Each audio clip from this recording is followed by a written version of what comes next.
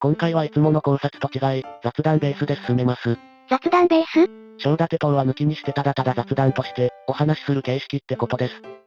とりあえず、やってみないとわからないやつね。テーマとかはあるの？テーマはフォアサバのマッチングおかしくねです。テーマ自体が尖ってる？先日の工場争奪戦でひどいマッチングに開講したんすよ。開口っていうほどのことかしら？とりあえず、マッチング自体はこんな感じです。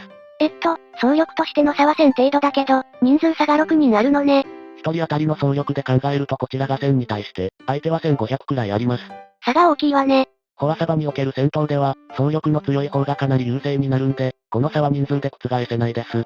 でも、全員参加しないこともあるし、大丈夫じゃないの？最終的な人数と総力はこんな感じです。ポイント差がひどい。総力差も空いてるね。全然勝てませんでした。ギリギリ負けじゃないの？ちなみに、集結かけて戦った結果がこちら。圧倒的じゃないか。敵軍は、集結かけたんだけど、領主自身の強化具合がこっちの最強プレイヤーの倍ですよ。課金が足りない。僕より課金してるから、これでも同盟内でも強い人だよ。ちなみに、英雄装備外してるからね、これでも。これ、なんで外してるの？知らん、こっちが理由を教えてほしいくらいなんですが。外されてるのに、負けるとか。さすがに、若干萎えましたね。これ、平等かけるべきだったとかあるとは思いますが、協力して勝てないんじゃ、勝てる要素ないじゃん。そもそも、工場争奪戦だと人数差があって負けることもあるよね。あるね。そういう意味では、所属している同盟は出席率は結構高いよ。7割くらいは確実に参加するからね。それは素晴らしいわね。名手の方針がしっかりしてるおかげだね。人数も多いし、移籍してよかったところ。それてる。とりあえず、あんたの所属する同盟側はほぼほぼ全力で参加したけど、相手が強すぎて負けたってだけじゃん。それはそうなんだけど、ここまで一方的に負けるマッチングはおかしいやろ、と。切れる方向そっち？確かに負けることはあるけど、人数もそこそこ、強い人も集まって、ここまで一方的にやられるのはおかしい。はい。で、どういうところがおかしいのよ？こっちが16人で総力1万8000に対して、相手は13人で2万1000だ。この総力3000差は大きすぎて勝てないんだよ。ついでに、相手は英雄装備外すなめくしてくるし。マッチング相手として不適当すぎる。一気に畳みかけるわね。最上の攻撃で勝てないようなマッチングは勝負にすらならんから、試合自体成立させないでほしい。こんな勝負、時間の無駄だ。そこまで言う？正直、メンバの前でなえなえな姿見せられないから言えなかったけど、これはひどいマッチングだと思うぞ。これまでにもこういうマッチングはなかったの？正直、人数差があって勝負にもならないとかあったけど、ここまでひどいのは初かな。初でここまで差はがなくても、と思わない？大人げなくない？一時が万事とも言うからね。こういうことははっきり言っておかないといかん。運営にクレームとしてあげればいいじゃん。運営に英語で文句言うのは無理だからな。なんで、雑談という形で動画にさせてもらうのだ。はた迷惑っすね。というわけで、同盟メンバとも話して、自分なりに考察も交えて考えてみたんよ。また、同盟メンバと話したことを引っ張ってくる。変なところで他人とも話してて、独りよがりにならないようにするのよね。めんどくさい。うっさい。なんとでも言ってくれ。とりあえず、相手が強なのは仕方ない。相応に課金してるんだから、負けるのも文句を言う気はない。相手のプレイヤーの強さ自体に文句を言うつもりはないということね。ペイトゥーウィンのゲームにおいて、課金して強いのは正当な権利だからね。ただ、その権利を執行するにしてもマッチングではもう少し対等な勝負ができるマッチングをするべき、というのが私の主張です。なんというか、日本人らしい、対等な勝負を要求するやつね。生粋の日本人です。文句悪化。戦術でどうにかならないレベルのマッチングなんぞ組むなよ、って言い換えてもいい。勝てる要素が少しでもないと納得しないぞ。ってことね。工場争奪戦に限った話かしら？同盟走破戦や強国合戦はどう？同盟走破戦はランク制だから、ランク内でマッチングすると考えれば、理不尽なマッチングがあってもある程度は仕方ないと考えてる。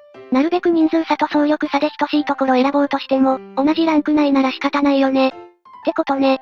一時期はそこも加味すべきと思ったけど、同盟内でお話しして、ここに落ち着いた。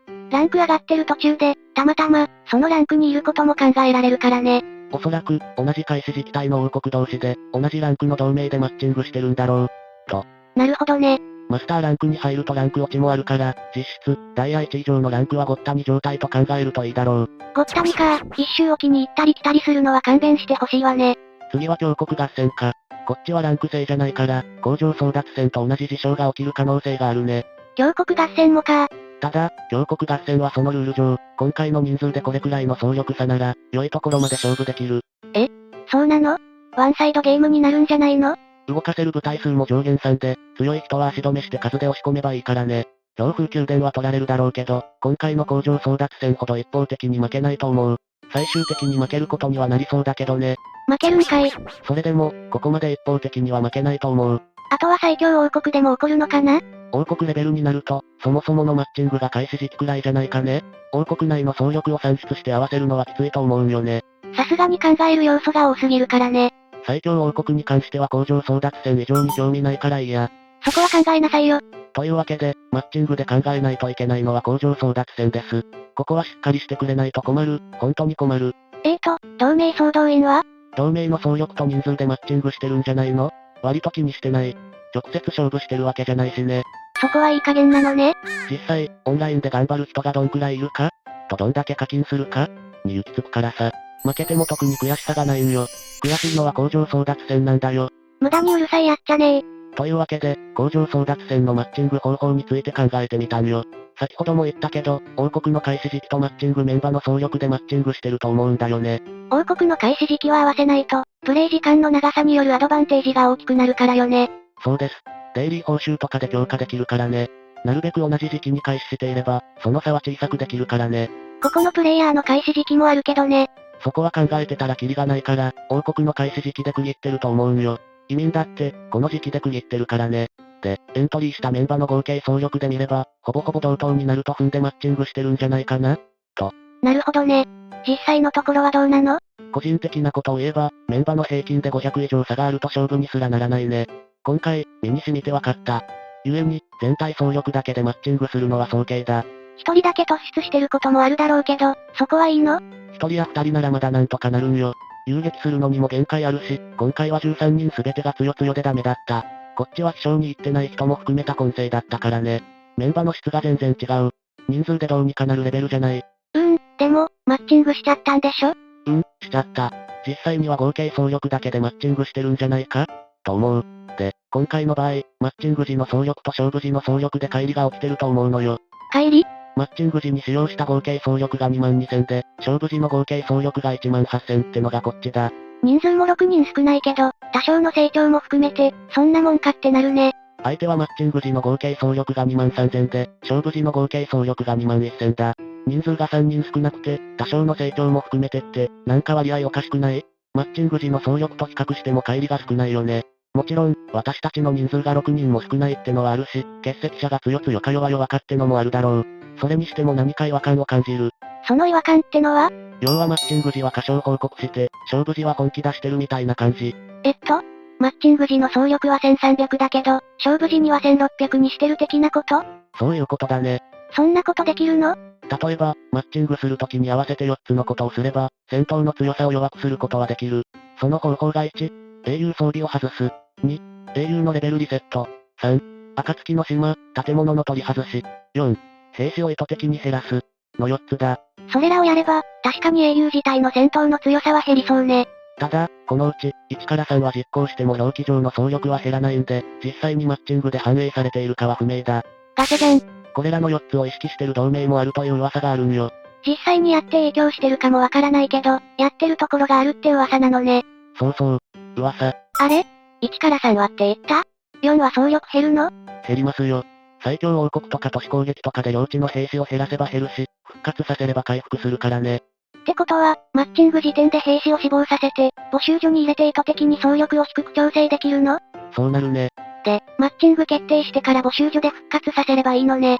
そうすれば、表示上の総力は偽装できる。ただ、そもそも、どういうマッチングしてるかも詳細は不明なんだよね。そこはガイド見たらいいんじゃない？ということで、ガイドから抜粋したのがこちら。あ、書いてあるわね。上位20名の領主装備戦力、英雄装備戦力、戦闘技術戦力によるマッチングスコアと軍団の勝率で決まるみたいね。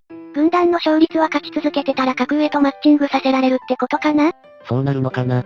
とりあえず、意図的に調整できないところだから置いておこう。そうするとマッチングスコアの元となる3つのやつね。これだけ見ると、兵士の数は関係なさそうだね。総力表示に影響はするけど、こっちでは考えてないのね。領主装備戦力も調整はできないけど、課金して強力になってると加味されるんだね。そうなるね。さっきの戦闘の人だけたまたま強かったんじゃないの？名手っぽいからそれはあるかもね。次は英雄装備戦力か。装備外れてたのはこのためかもね。でも、英雄装備つけてなかったのはなんでだろう？わからないけど、付け忘れてたのか？変更できなかったのかの2つかな。つけてないのに負けてるんだから、つけてても変わらないのよね。課金による青天井が高すぎるわ。あとは戦闘技術戦力？科学技術の研究で戦闘技術を底上げするやつかな。これも調整はできないですね。つまり、英雄装備を外して意図的に隠したと勝負することを狙っていたってこと？そうなるかな。実際、領主装備で差をつけられたら勝てないんだけどな。結局、さっきの4つのうちだと1だけ影響してることが分かったわね。ちなみに強国合戦のマッチング条件はどうなの？兵士の数は影響しないことくらいしか明記されてないね。こっちも英雄装備の取り外しは影響するかもしれないわね。プログラム的にもマッチングするとこは有用するだろうから、そう考えられるね。英雄レベルのリセットは効果あるのかはよくわからないな。リセットすることによるマイナスはほぼないから、お手軽にできるけど、面倒よね。そうだね。